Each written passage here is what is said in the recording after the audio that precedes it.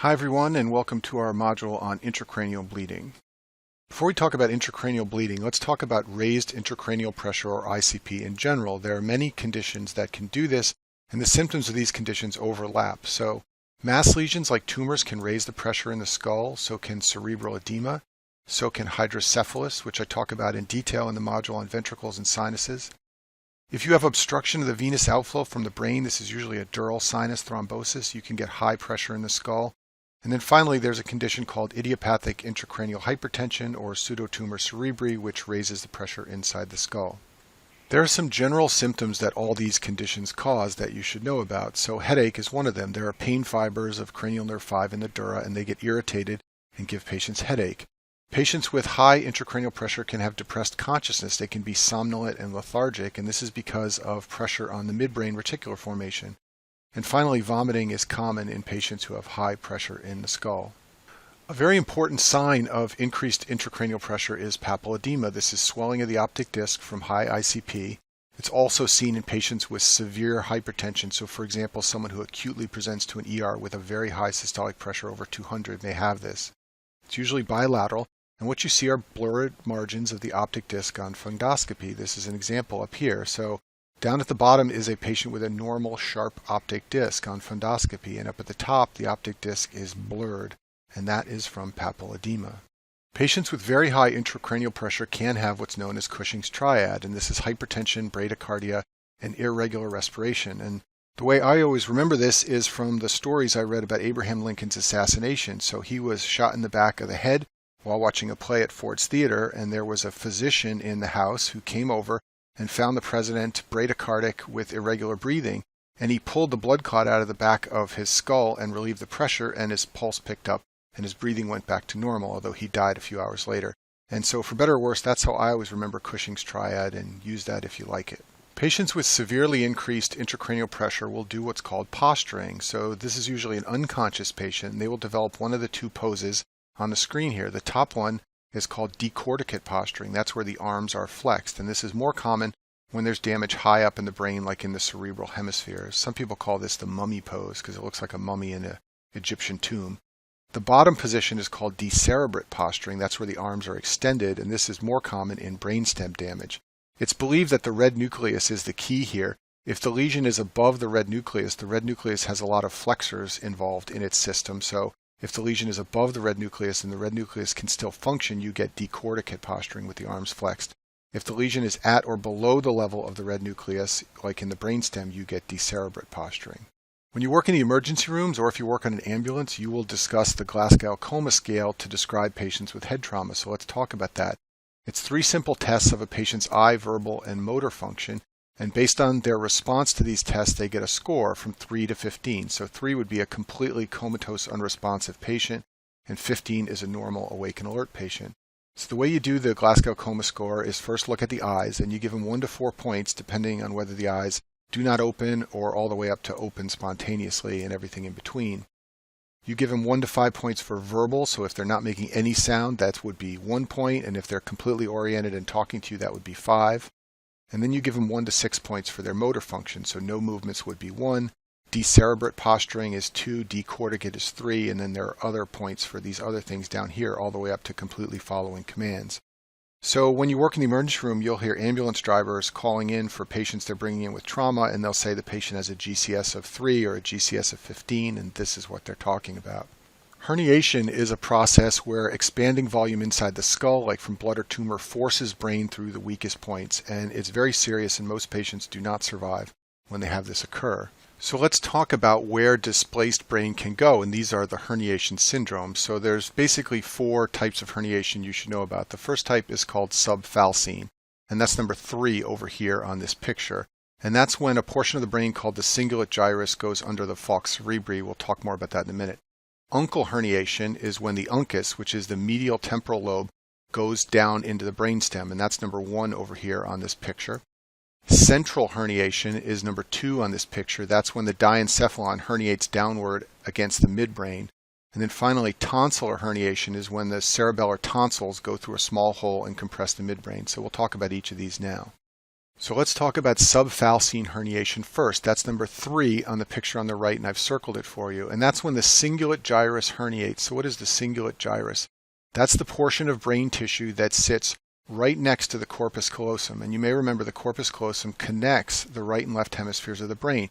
And it's also very close to the falx cerebri, which is dura mater that is at the top of the skull. So the cingulate gyrus will herniate and go under the falx cerebri. And what's important to know about this herniation syndrome is that it will drag the anterior cerebral artery, or the ACA, with it. The ACA therefore gets compressed, and you may recall that the ACA supplies the motor neurons that innervate the leg. So you get leg paresis with this herniation syndrome. So if you look over here at the picture on the right side of the screen, if this portion of brain herniates this way, it will be the ACA on this side that gets knocked out. And that means the legs on the opposite side of the body will be affected. Uncal herniation is when the uncus herniates, and the uncus is the medial temporal lobe. It's number 1 on that picture on the right, which I've circled. And it herniates and goes across the tentorium. So the tentorium is the dura mater above the cerebellum, and this compresses the midbrain. So uncal herniation has a few specific signs and symptoms that you should know about. The first one is cranial nerve 3 compression. So that herniating tissue will compress cranial nerve 3 in the midbrain, and this will cause loss of parasympathetic innervation, and you'll get a dilated blown pupil that doesn't constrict to light. So remember, a herniation syndrome is going to usually occur in an unconscious patient, so you're not going to be able to test eye movement and all those things. But if you open their eyelids and you see that the pupil is blown and doesn't react to light, that's a very ominous sign that suggests an uncal herniation. You'll also get collapse of the ipsilateral posterior cerebral artery. So this is the artery that supplies the occipital lobe and supplies your vision. So these patients have cortical blindness. If you're able to test their visual fields, which you often aren't because they're unconscious, you would detect homonymous hemianopsia. And I talk in some of the other modules about the visual field defects in someone with a posterior cerebral artery infarct. Also, you get compression of the cerebral peduncles. So these are areas that carry motor fibers in the brainstem. So you can compress the side with the lesion, and that will give you contralateral paresis because those motor fibers decussate below the medulla. However, there is something called Kernahan's notch, and this is when the opposite side of the brainstem gets compressed. So let's look up at this picture here. If this uncus pushes here so much and it compresses the opposite side of the brainstem, you will get paresis on this side of the body. It's called a false localizing sign because it'll appear that the problem must be on this side of the brain, but it's actually on this side. So that's called Kernahan's notch. And then finally, there's something called Durette hemorrhages of the pons and midbrain when you get breakdown of perforating branches of the basilar artery or the draining veins. And this can occur with other herniation syndromes too, but it does occur with uncal herniation. So if you want to recognize this, especially in a board question, look for a dilated pupil. That will always be on the side of the lesion. Look for a visual loss in the patient and hemiparesis or quadriparesis. All these things suggest uncal herniation. A transtentorial herniation is a herniation of brain tissue that crosses the tentorium. The tentorium is the dura mater that separates the lobes of the brain from the cerebellum. So anytime brain tissue crosses this tentorium, it's called a transtentorial herniation. Now, an uncal herniation is one subtype of transtentorial herniation, but you can also have a central transtentorial herniation, as is shown in number 2 on the drawing on the screen here. When you have that type of herniation syndrome, the thalamus, the hypothalamus, and the medial parts of both temporal lobes cross the tentorium cerebelli. This is usually a fatal condition. It leads to somnolence and loss of consciousness. The pupils go through a progression where they are initially small and reactive, and then they become non-reactive. The patient develops posturing, and as I said before, patients usually do not survive transtentorial herniations. And then our last herniation syndrome is called tonsillar herniation. The cerebellar tonsils are the bottom portion of the cerebellum, and in this syndrome they herniate outward and down through the foramen magnum. This is most commonly caused by some type of mass lesion in the posterior fossa, and this is usually a fatal condition. That's because compression of the medulla occurs.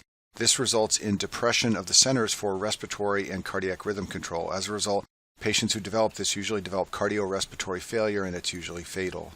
So everything I've talked to up until now has been about general principles of raised intracranial pressure, but now we're going to talk about specific bleeds. So the 4 types of bleeding in the skull you should know about are epidural hematoma, subdural hematoma, subarachnoid hemorrhage, and hemorrhagic stroke, and we'll go through each of these in the remainder of this module. So just a brief reminder on the meninges. So if you take the skull bone here and you look beneath it, the first layer is called the dura mater, and it's very thick, and that's why it's called dura, like durable. Beneath that are two thinner layers called the arachnoid and the pia mater, and those are thinner. They're often called the leptomeninges. And the dura, arachnoid, and pia together form the meninges of the brain. So let's talk about epidural hematomas. This is when you get rupture of the middle meningeal artery, which is a branch of the maxillary artery. I'll show you a picture of that later. It's almost always traumatic, so usually there's a fracture of the temporal bone, and this leads to an epidural hematoma. The key thing to know is that it has a convex shape on CT, so the dura are attached to the sutures of the skull, so lesions can't cross the suture line. So let's look at this picture over here on the right. If you have a rupture in this area here, the bleeding will spread this way, and it will spread that way. But when it reaches this suture line right here, it can't go any further, and then it bulges out in this convex shape like that. And that's why it has the convex shape on CT, and this differentiates it from subdural hematomas, which we'll talk about in a minute. Epidural hematomas can cause something called midline shift. They can build up so much pressure in the brain that they shift the midline this way, and this is a picture of that. So remember, this is an arterial bleed. It's a high pressure vascular structure, so it's going to quickly fill that space and exert significant pressure on the brain, and that's why epidural hematomas are much deadlier than other bleeds from venous structures like subdural hematomas. Here are some pictures just to remind you of the anatomy of the maxillary artery. So the blood comes from the external carotid here, and then the third upper branch is the middle meningeal artery. It's sort of not that significant when you're looking at it in the anatomy lab, but it's very important for these epidural hematomas. So this is a picture of a patient with a skull fracture, and if you look very closely on the right side of the image, I'm circling right here where there's a tiny crack in the skull. It's subtle and not easy to see, but there shouldn't be a crack there that's not one of the suture lines. And when you see that, you should know that that patient is at risk for rupture of the middle meningeal artery and development of an epidural hematoma. You should know the symptoms of epidural hematoma. So there are general symptoms like headache and drowsiness and loss of consciousness, and I describe these for patients with any type of raised intracranial pressure. One special thing for epidural hematoma is called the lucid interval. So what happens is that the patient gets a severe concussion to the head, and they initially are knocked out by the concussion. Then they come to and they stand up, and people may think, oh great, they look good. But unbeknownst to the patient, they are bleeding into their skull from the middle meningeal artery, so sometime later, 20-30 minutes, they will pass out. And this is why patients who initially regain consciousness after a head injury aren't necessarily out of the woods. If they have bleeding, it may not be apparent till later, and they need a full evaluation. So next we'll talk about subdural hematoma, and these are also traumatic, but these are rupture of the bridging veins, and the bridging veins drain blood into the dural sinuses. Because they're venous structures, the pressure is lower, and therefore the symptoms usually aren't as severe as epidural hematoma. These patients get blood between the dura and the arachnoid space, and it's high yield to know that. And it's usually a slow bleed because these are low pressure structures, so the symptoms won't come on as acutely after the trauma as you would see in epidural hematoma. The key finding on a head CT is a crescent-shaped bleed, so let's look at this picture on the right. Notice that this bleed goes like this and forms sort of a long crescent. It doesn't get that nice convex shape we saw with epidural hematoma. So that's the difference between the two on head CT. These bleeds can cross the suture line, which differentiates them from epidural hematomas. They can only spread so far, though they do get limited by reflections of the dura. So the falx cerebri, the tentorium, and the falx cerebelli all are places they can't cross. So where you're most commonly going to see subdural hematomas are in elderly people who fall. Old age is a risk factor for this condition. So is being an alcoholic, and so is taking blood thinners like warfarin or antiplatelet agents. The reason old age is a risk factor is because there's brain atrophy as you get older, and this increases the space those bridging veins have to cross. It makes them more vulnerable to rupture. And a classic history, especially for a board question, is someone who has a head injury but doesn't get evaluated and then a few weeks later develops confusion and headaches. That person may have a subdural hematoma. This also is a classic injury in babies who have the shaken baby syndrome. Next type of intracranial bleeding is subarachnoid hemorrhage, and this is bleeding into the space between the arachnoid and the pia mater. Let's look at this CAT scan over here on the right. You can see white areas all in between the portions of the brain, and they are tracking between the lobes of the brain, and that is classic for a subarachnoid hemorrhage. And you should get good at recognizing that CT scan because it's often shown on board exams. This will occur very suddenly, and patients describe the symptoms classically as the worst headache of my life. It's a very severe headache. They can get fever and they can get nuchal rigidity. So the nuchal area is the back of the neck, and it will get rigid from all that inflammation and blood back there. The CT scan is usually diagnostic, but a small portion of patients have a negative CT scan even though they have a subarachnoid hemorrhage. And in these patients, you can detect a yellowing of their CSF on a spinal tap. It's called xanthochromia. Importantly, these patients don't have focal deficits, so even though there's bleeding into the brain, you won't see the motor lesions or the sensory lesions you see with some other types of intracranial bleeding. Almost always, these types of bleeds occur from rupture of a baryaneurysm, and I talk about this in more detail in the module on cerebral aneurysms. The most common site is the anterior circle of Willis at the branch points of the anterior communicating artery. People who have AV malformations in their brain can also get subarachnoid hemorrhage, and there are some conditions associated with subarachnoid hemorrhage and baryaneurysms, including Marfan syndrome, polycystic kidney disease, and Ehlers-Danlos.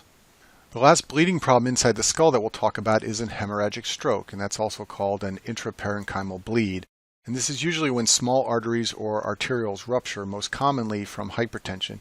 It also happens when people are on anticoagulation. It can happen with brain tumors, so a brain tumor can cause bleeding, either by bleeding from the tumor itself or by eating away at a blood vessel.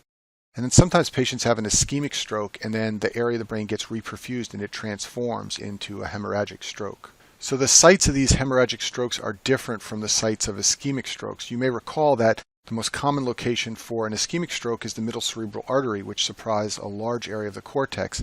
But these hemorrhagic strokes happen most commonly in the putamen, which is part of the basal ganglia. They also happen in the subcortex, the cerebellum, the thalamus, and the pons, and all these areas have types of blood vessels that are vulnerable to rupture. So because the putamen and the basal ganglia is the most common location of these bleeds, you should know what the symptoms are of a hemorrhagic stroke in that region. So look over here on this picture on the right. This is the putamen right up here. But of course right next to it is the internal capsule with motor and sensory fibers, and down here is the thalamus. So strokes in this region tend to not just affect the putamen, but affect all the neighboring regions. So if you have a stroke in this region, you'll get contralateral hemiparesis from damage to the internal capsule. You can get hemisensory loss from damage to the thalamus, so you will see complete sensory loss, face, arms, and legs in people with strokes in this region. And then the frontal eye fields are in the frontal lobe, very close to the putamen, so you can get gaze deviation towards the side of the bleed. That's what happens when you have a frontal eye field lesion. So watch out for patients with hypertension who present with left paralysis and sensory loss but eyes deviated to the right. This is the typical type of syndromes of somebody with a classic putamenal stroke. You should be aware of Charcot-Bouchard aneurysms. These are microaneurysms of very small branches of the lenticulostriate arteries, which are branches off the middle cerebral artery that supply the deep areas of the brain like the basal ganglia and thalamus. And they're believed to be the origin of hypertensive hemorrhagic strokes. So if you see a board question about someone with a hypertensive hemorrhagic stroke and they ask you for the mechanism, you should think that it may be Charcot-Bouchard aneurysm rupture. There is a condition called cerebral amyloid angiopathy where patients get recurrent hemorrhagic strokes. So these patients get beta amyloid deposits in the walls of their arteries of their brain, and that makes the arteries weak and prone to rupture. These patients tend to get recurrent strokes in the lobar region, so like in the frontal lobe or the parietal lobe, and so this is an unusual spot for hemorrhagic stroke. Remember, I told you they're classically in the putamen and the basal ganglia. And these are also usually smaller strokes than the massive lobar strokes you see with middle cerebral artery infarction. So watch for an elderly person with recurrent hemorrhagic strokes. They probably have cerebral amyloid angiopathy. Anytime you see someone with recurrent hemorrhagic strokes, you should think of this condition. The last thing I'll talk about is intraventricular hemorrhage, and this is bleeding into the ventricles of the brain, and this is something that happens to premature babies. So they hemorrhage into the lateral ventricles usually the first couple days after they're born. If it's mild, they can be asymptomatic, but more severe ones can cause them to lose consciousness and have hypotonia. And then if it's an enormous bleed, they can get seizures and have comas. One thing they may ask you about on your boards is obstruction of the foramen of Monro, and this is also called the intraventricular foramen. It's what drains the lateral ventricles into the third ventricle, and the clot can obstruct that, and board examiners like to test your knowledge of anatomy in clinically relevant situations, so this is one of them. So what you would see is a baby who's got enlarged lateral ventricles but a normal third and fourth ventricle because it's the outflow of the lateral ventricles that's obstructed, and you treat this by placing a ventriculoperitoneal shunt, which drains the CSF from the lateral ventricles into the abdomen. The reason babies get this is there's a problem with something called the germinal matrix. This is a highly vascular area that surrounds the ventricles, and premature babies can't autoregulate this area very well, so the blood vessels get large and they can rupture and bleed into the ventricle. In full-term infants, this area has decreased vascularity, so this usually doesn't happen, and that's why it's a premature baby problem. And that concludes our module on intracranial bleeding.